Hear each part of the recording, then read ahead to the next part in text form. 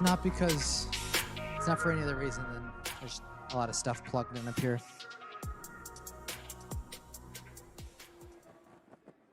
Yeah. What'd you guys talk about in your small group?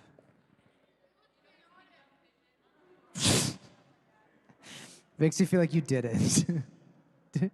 Makes you feel like you didn't.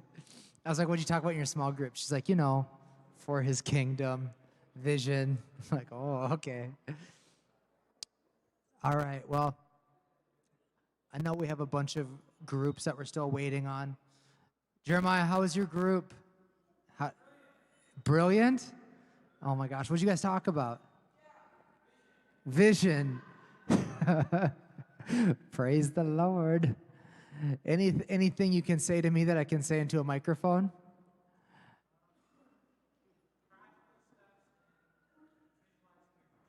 Interesting. That's good. Practical steps in visualizing what? Your future. I like that. Becca, what'd you guys talk about?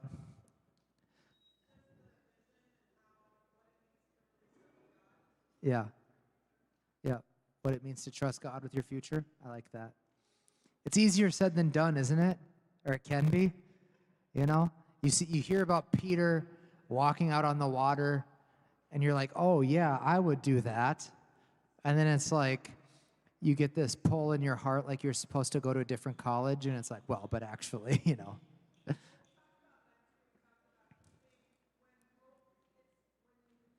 Yeah. That's good. That's good. Yeah. That's good. That's good. I remember, I don't know if a lot of you have heard this story or not, but I was on a missions trip with Pastor Kent, and I was a missions intern at the time here at the church. And we were in Thailand, and it was during the rainy season. We were going through these like mountain roads, and it was like parts of everything was just super muddy. And so when I say roads, I'm talking about like dirt paths. And so they had these like giant souped up Toyota, they weren't Tacomas, like Helix or something, like those trucks though with like huge tires and stuff. And we were driving on these roads, and we got to this point in the road and we're in the mountains, like there are no gas stations. There's like, we're out there. We're like on the border of Myanmar, Burma, depending on where you stand, and Thailand. And we're just way, way, way, way out there. Like no electricity, nothing, And so we're way out there. And anyways, we're driving to the mountain, and we get to this point where there's this like rushing river below us. And the rain had washed out a part of the road. So we're driving on this dirt road, and we get to this there's like nothing. It's just like, the road's gone, and then more road. And so before we could like say anything, the guys that were helping us get there jumped out of the trucks, and they just run off. It's totally dark outside now. And they run out, and they start cutting down trees and limbs, and they run back, and they start throwing them over this void where the road used to be. And I'm like, what are they doing with that? And they're like, and so what they did was they basically built like a makeshift bridge on the fly. I'm like, all right, everybody in the trucks. Why they wouldn't drive the trucks over and then we get in, I don't know. But we had like everybody in the trucks. We get in the trucks. We drive over. You can hear them kind of brake. We drive over the road, and it's unbelievable. And I'm like looking down in the truck, and all I can see is the river. It feels like we're driving off the cliff. And I asked Pastor Kent on the way back. So we end up getting to this village. We tell them about Jesus. A bunch of people pray and receive the Lord. It's an amazing story. And we're on our way back the next morning. The sun's out. You can see everything. And there's this road, the road that we were driving on, you can see like 2 tire marks and then 1 tire mark. And then 2 tire marks and 1 tire mark. And where it was only 1 tire mark is where our truck that we were in was actually driving off the road. Sure, yeah. Is where our truck was driving off the road. So we were like literally driving off the cliff. I don't know if it was like angels holding our truck like from falling off the cliff or what it was. And I asked Pastor Kent, I'm like, Pastor Kent, how do you know when to keep going and when to turn back? I would think this is a liability issue. I would think that this is a little too dangerous. And he said, I was in, I think it was Uganda once. I forget, somewhere in Africa. He said, but I was in Uganda, And he said, we were driving, and it was the same type of thing. We were going through this logging, like, road, and we came to this cliff, and there was this huge divide, and, there's a river running below us, probably over 100 feet down. And he said, so what we did was we cut 2 trees down, and we laid them down, and we drove our truck over the trees to get to the other side of the road. And he said, before we drove over the road, we cut down the trees, and we laid them over the gap in the road.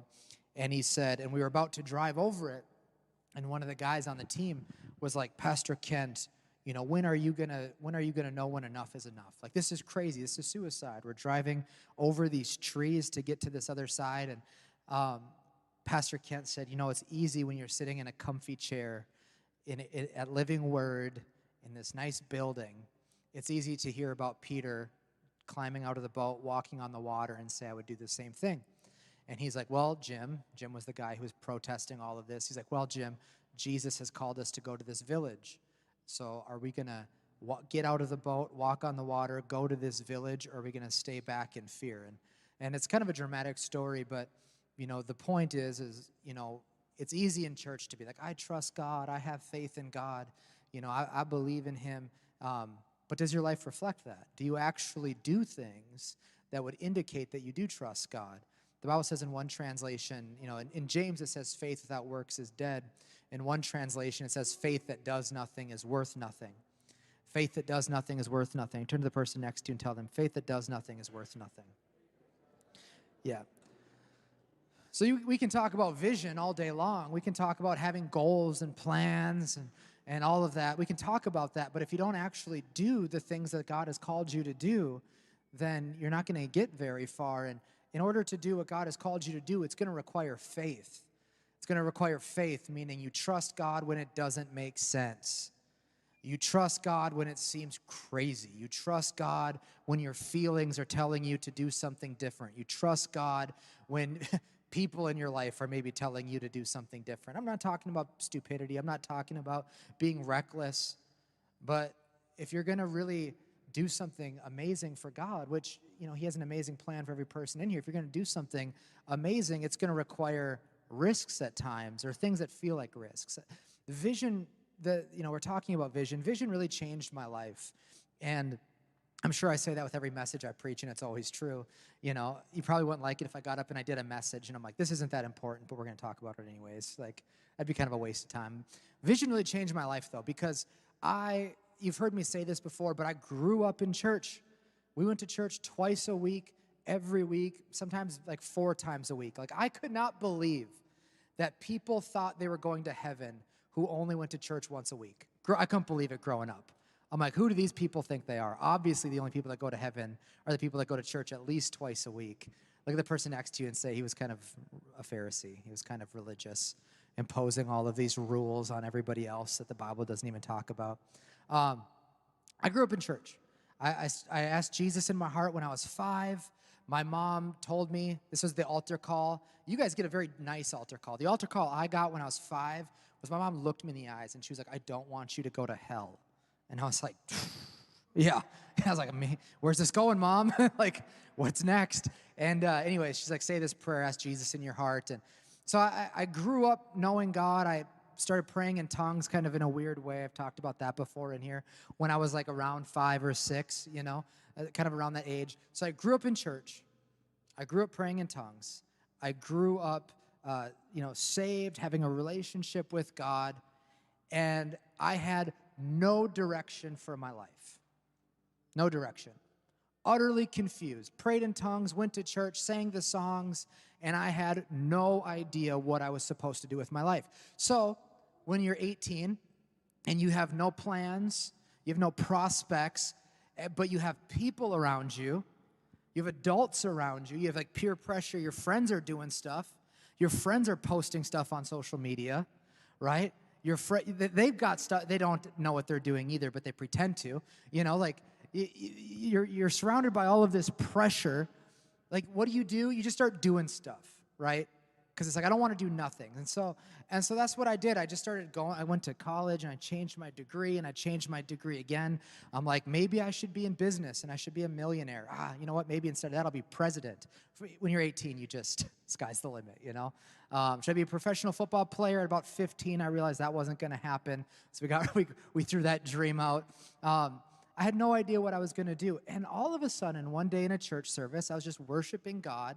And in my imagination, turn to the person next to you and say, imagination. Imagination. A little SpongeBob reference for the real ones. That's the OG SpongeBob. I don't know what SpongeBob's up to these days, but it's not worth my time, I can tell you that.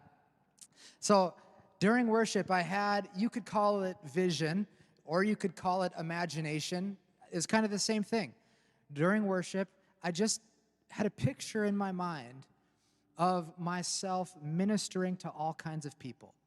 And I had never considered something like that. If you would have asked me, do you want to be a pastor? I would have said, no. Do you want to be a youth pastor? That's rich. No way. You know, I hadn't, and, you know, depending on the day, I might still tell you that, but that's a joke. I love my job. Okay, we'll keep moving along. It's too late for that kind of stuff. So I had no plans to do anything like this. But I had a picture in my mind, and I saw myself ministering to people, and it connected with something in my heart. And I thought, I think that's what I'm supposed to do. A lot of times when people talk about vision, like, do you have vision for your life? A lot of times the way people interpret vision or what people call vision is just like goals. You know, like, I have vision for my life. Okay, what's the vision for your life? I want to have a six-pack, and don't act like you're so spiritual in here. I want to have a six-pack.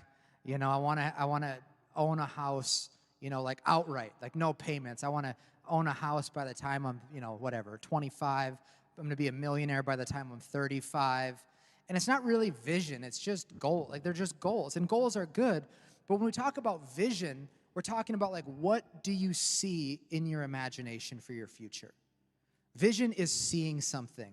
Look at the person next to you and say, was that deep or was that stupid? I can't tell. Is that deep or is that dumb? I don't know. It's a very fine line around here. Vision is seeing something. Vision is seeing something. And we can overlook that, no pun intended. We can overlook that, and we can just get right into goals. I want to go to this college, and I want to marry this person at this time in my life, and I want to have this many kids, and I want to move to this state, and I want to do all of those things. But what do you see? When you think about your future, what comes to mind? What comes to your mind? 1 Corinthians chapter 2:9 says, no eye has seen, or sorry, I was going to just start quoting it the way I've memorized it. We'll read it. But as it is written, what no eye has seen, no ear has heard, neither has I'm just going to say it like I remember. You can look it up. No eye has seen, no ear has heard, neither has entered the heart of man, all that God has made, prepared, and keeps ready for those who love him. In the Amplified, it says it that way. And it says, but it's been unveiled and revealed by and through the Spirit of God. God has a plan for your life that nobody else has seen, nobody else knows about. And I would stop there, and I'd be like, cool, but dang it. Like, that's amazing God has a plan for my life. It's too bad he doesn't tell anyone about it.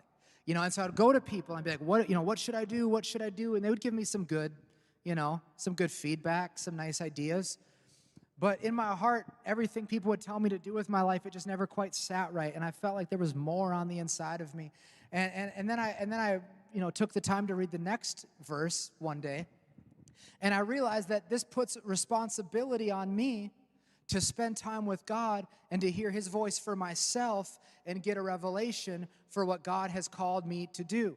And these verses are what was happening to me in that worship service when I saw in my imagination myself ministering to people. God was revealing to me by his Spirit the plan that he had for my life. The same thing is true for you. Like, there is something, a lot of things, that God has planned and prepared for you. And you aren't going to necessarily find out what all of those things are in detail by running around and asking the people around you. Godly wisdom is good. It's important. You should for sure talk to other people about it. But at the end of the day, you're responsible for discovering the gifts that God has put in you and the places he's called you to go. Look at the person next to you and say, you've got to take responsibility for your future. You've got to take responsibility for your future. I can't hear God for you. Noah can't hear God for you. You've got to figure out what God has called you to do. You've got to figure out what God has prepared for you. And He will reveal it to you by and through His Spirit. So for me, it was just a picture in my imagination. But listen, I had no idea what that job description was. I didn't know what state it was in. I didn't know what country it was in. I didn't know how old I was. All I saw was myself ministering to other people. And then God spoke to me, not an audible voice, but in my heart. And this is what He said. He said, that's the mark that you're supposed to press towards. That's like the direction that you're supposed to go. Like, that's kind of like a high calling type thing. And He said, I'm not going to tell you everything. He said, I'm going to give you steps, and you need to walk in obedience and follow the steps that I give you, and you'll get there. But God did not give me a 12-year plan. He didn't give me a 10-year plan. He didn't give me a 5-year plan. You know what He gave me? He said, I want you to greet at the church. That's it. And the truth is, that's all I could really handle. Like, I couldn't handle, if He would have said, you're going to be a youth pastor at Living Word. Maybe I would have ran away. Maybe I would have freaked out. I definitely would have ruined it, though. How is unclear, but I know I would have definitely screwed it up somehow. So He didn't tell me all of that. He just said, I want you to start greeting, and then He said, I want you to start doing evangelism, and then He said, I want you to do the internship, and then after the internship, it was just like step by step by step by step. And it seems like a lot of times people like in their teens, people in their 20s, people in their 30s especially, maybe it's because we spend so much time on social media, but it seems like we are really into comparing ourselves to other people. Maybe it's just Noah. Maybe it's not you. Maybe it's just Noah. He deals with that quite a bit. It's really a problem for him, and we're working through that. But it seems like we're really prone to like compare ourselves to other people. And we've talked about comparison before. We don't need to preach a message on comparison. But it kind of just creates this like anxiety and this restlessness and this stress, and we're not grateful for what we have. We feel like we should be further ahead. So sometimes when you talk about vision, it's like stresses people out. And they're like, I don't know anything at all, Pastor. Like, I don't know anything. I don't know who I am. I don't know what I'm called to do. I don't know anything. And so I think this, the way the Lord spoke it to me was helpful for me. And maybe the same thing is true for you. Like, I can say with like some amount of certainty that God's probably not going to give you every detail of the next 20 years. But He will always give you enough for you to be faithful in the season that you're in. So you don't have to figure out everything that you're supposed to do for the rest of your life at this point. It's okay to have goals. It's okay to say, I want to be like financially independent. I want to be debt-free. That stuff's good. It's great. You might know what college you're going to go to or have an idea. That's great. But understand, like, God's probably not going to give you the plan that He has for your life in detail. He's probably just going to speak to you about what you should be doing right now. And then when you're faithful to do that, and you do that in a way that He would consider faithful, He'll probably give you the next step. And then the next step, and the next step, and the next step. He might tell you like the next 4 things to do. I know this is abstract, but are you with me? Like, He might give you the next 4 things to do, but He's probably not going to give you all the detail that you want. And that's because we're called to live by faith. We're called to live by faith. And when we trust Him, when we trust Him, even when we don't have all the answers, and even when it doesn't all make sense, it's demonstrating faith, it's walking in faith, and it's growing us, and it's maturing us. The Christian life is not about becoming more independent from God. In the world that we live in, the more you grow, the more independent you become, right? When you're born, people are changing your diapers, they're feeding you, and you need everything from people, right? But then when you're 25, hopefully those things aren't happening, and you're living life for yourself. You're doing those things on your own, right? In the kingdom of God, it's kind of the opposite. The more we grow and the more we mature in the Lord, the more dependent we become on Him for everything, okay? And so it's a process of growth and maturity. So God has a plan for your life. Look at the person next to you and say, God has a plan for your life. Look at him again and say, it's amazing. It's amazing. Look at them again and say, but you have to discover it. Tell them, spend time with the Lord. Tell them again. They didn't listen to that time. Say, spend time with the Lord. Spend time with the Lord. And then tell them, allow God to create vision in your heart. Yeah. You should really listen to your friends. They're helping you out. I'm going to give you 4 quick things with that.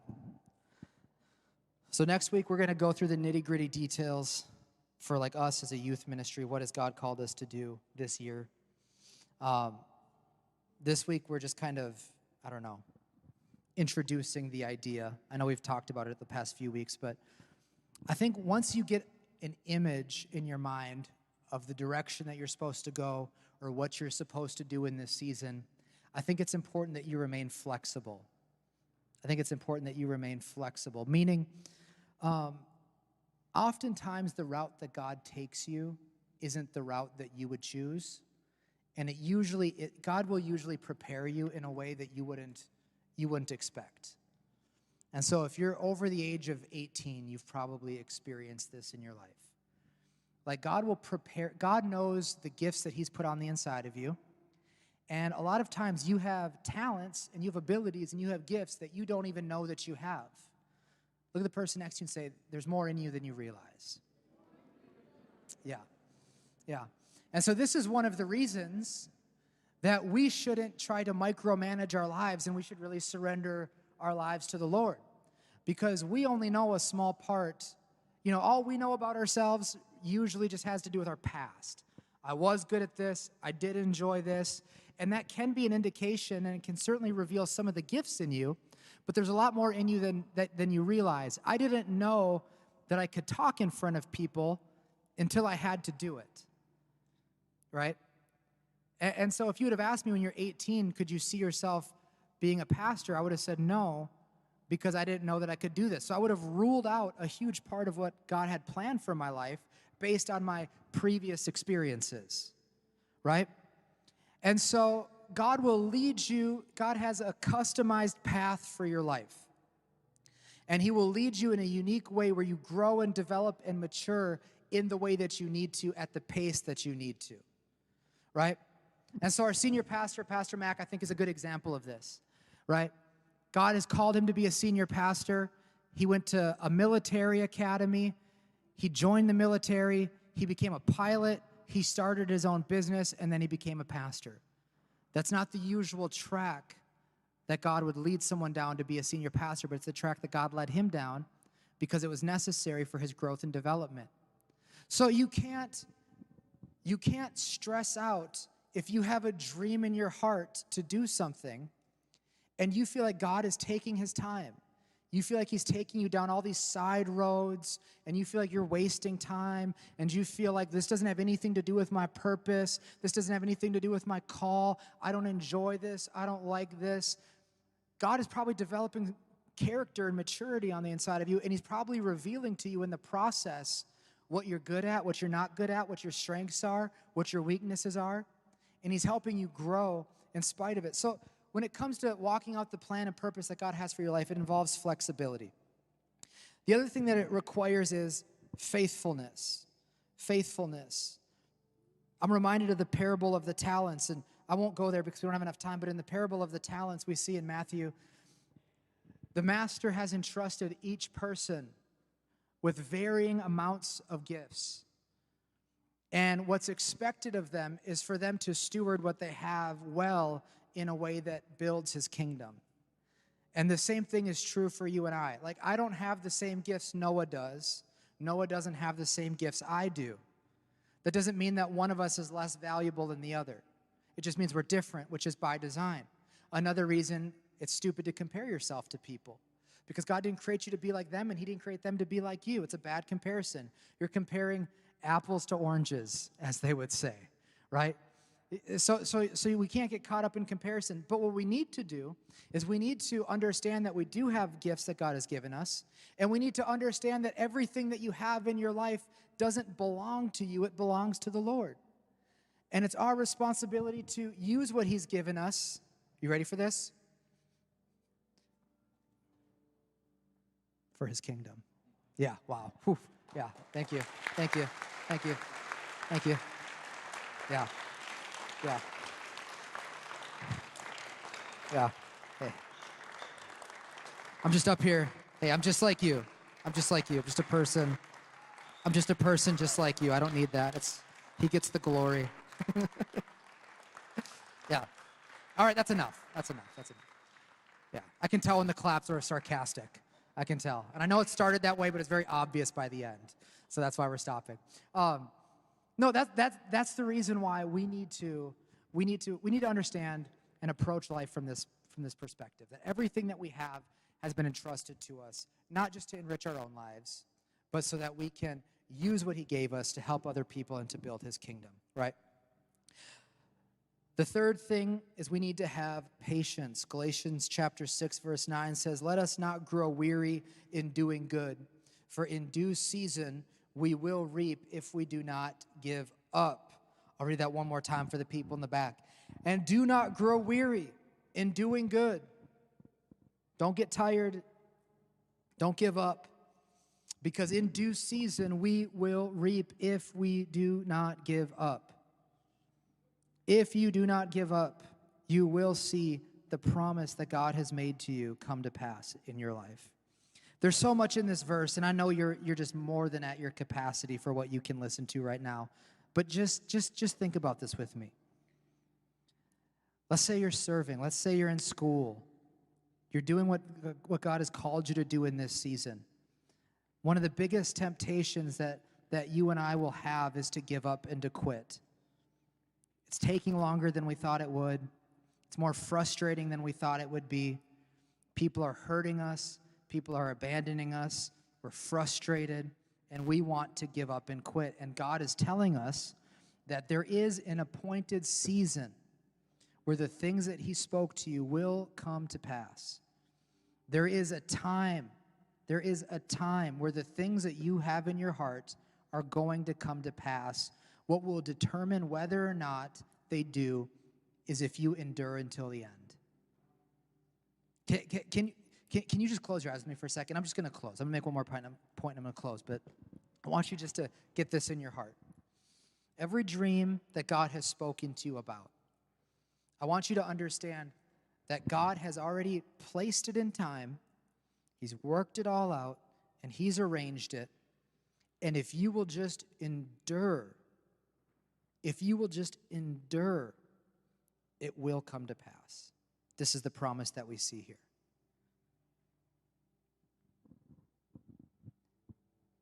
If you just don't quit, if you just don't give up, if you keep pursuing the plan and purpose that God has for your life, it will come to pass. That's what this verse is telling us. And so the enemy will do everything that he can to wear you down, tire you out. He'll try to get you to harden your heart, become bitter, angry, frustrated.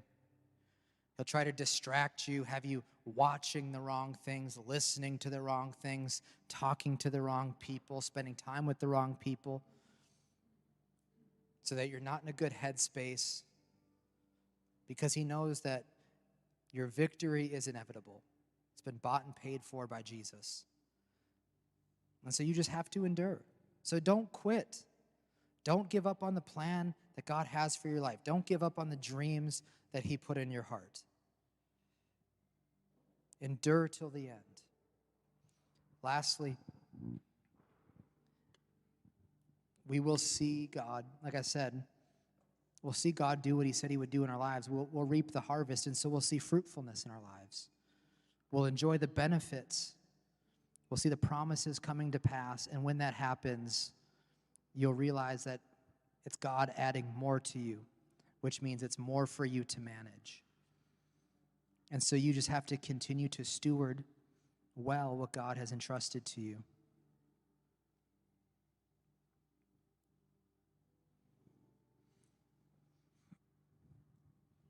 And so, in conclusion,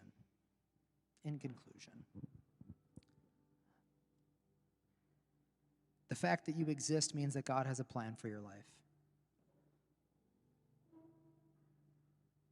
He created you in a unique and specific way for a unique and specific purpose. He went in front of you in time, ahead of you in time, and he mapped out a future for you that's unbelievable. It's our responsibility to spend time, whether in worship, in prayer, just with our attention on him, and allow him to reveal to us what he has planned for us. Could be just the next step. It could be he's leading you to do something right now that doesn't really make sense, doesn't line up with the plan that you had for yourself. But we need to spend enough time with him where we allow him to create vision in our hearts for the future that he has planned and prepared for us. And then we take a step of faith and we do what he's telling us to do right now.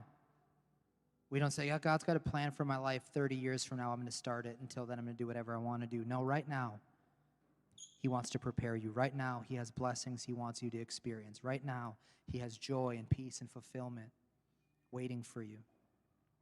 And so it's our responsibility to hear from God, understand what he has for us, be patient, be flexible,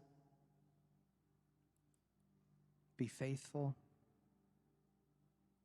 and trust him even when it doesn't make sense. I've had moments in my life where I felt like the more I trusted him, the more I took steps of faith, the further away it seemed like I was getting from what he put in my heart. And it's like, God, I'm doing what you're telling me to do, but I feel like I'm the furthest away I've ever been in my life from it. And God just has a way of like suddenly bringing things to pass in your life. Sometimes it's when you least expect it, if I'm being honest. He'll bring these things to pass. Our responsibility is to trust, to endure to the end. Father, I thank you for every person in this room. Lord, I pray that you would continue to reveal and unveil to them not just who you are, but who they are, the plans that you have for them. Father, I pray that they would get a vision. They would get a vision. They would see it in their minds. They would see it in their hearts, what you've prepared for them. And I pray that it would produce hope and joy, faith, excitement, expectation. Some of you feel so discouraged. You feel so discouraged. And part of the reason for that is because you have no vision for the future. You're focusing on all the negative things going on around you. You're focusing on all the negative things in your life. But you have no vision. And I've noticed, I don't know if this analogy will resonate with you or not, but I've noticed it can be hard to save money for retirement when you're living paycheck to paycheck, right?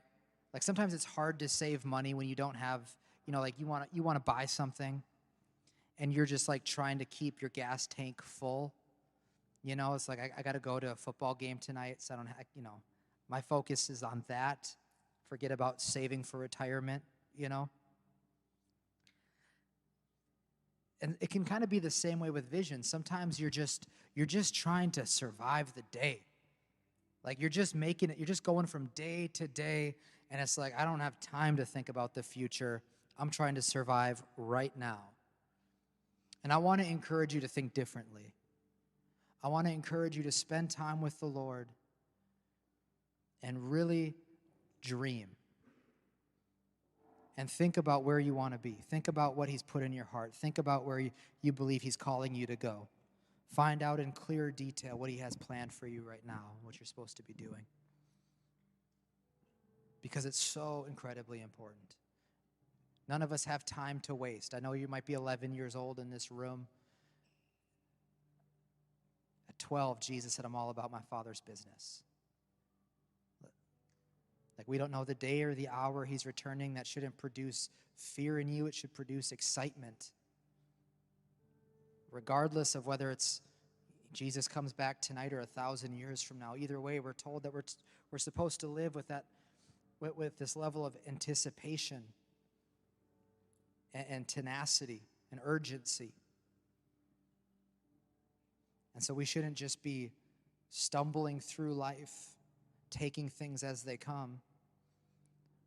We should be living life intentionally and using our time intentionally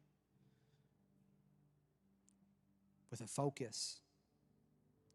So, Father, I just pray that you will just continue to show us what you've called us to do in this season. Thank you for revealing to us what our part is in your unfolding plan that you have for this youth ministry, for this church, for your body in the earth right now. And I thank you that we get to have a part of it. So we just thank you for all these things. In Jesus' name, amen. Amen. I have two quick announcements for you. Or I guess we'll just do one announcement. Maybe the next announcement we'll do next week. We have our youth revival night coming up.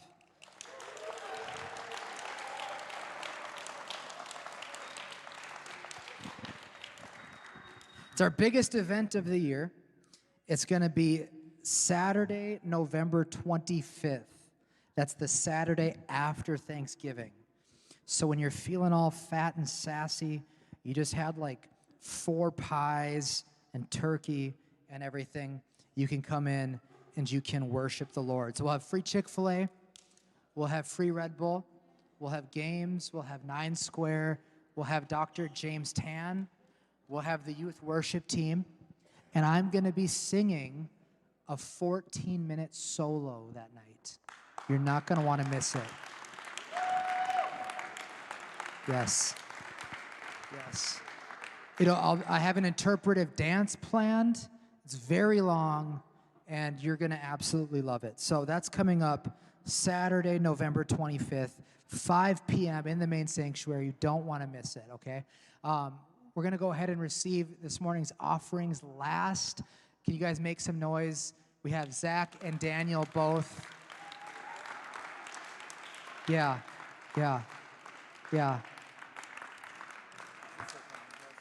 That's perfect. Yeah, you won. I know it looks easy to walk up and set a bucket on the stage. You have no idea how difficult it is. Each one of those weighs over 300 pounds. So just know that. So if you haven't had a chance to give and you're planning on it today, this is your chance. We love you. We appreciate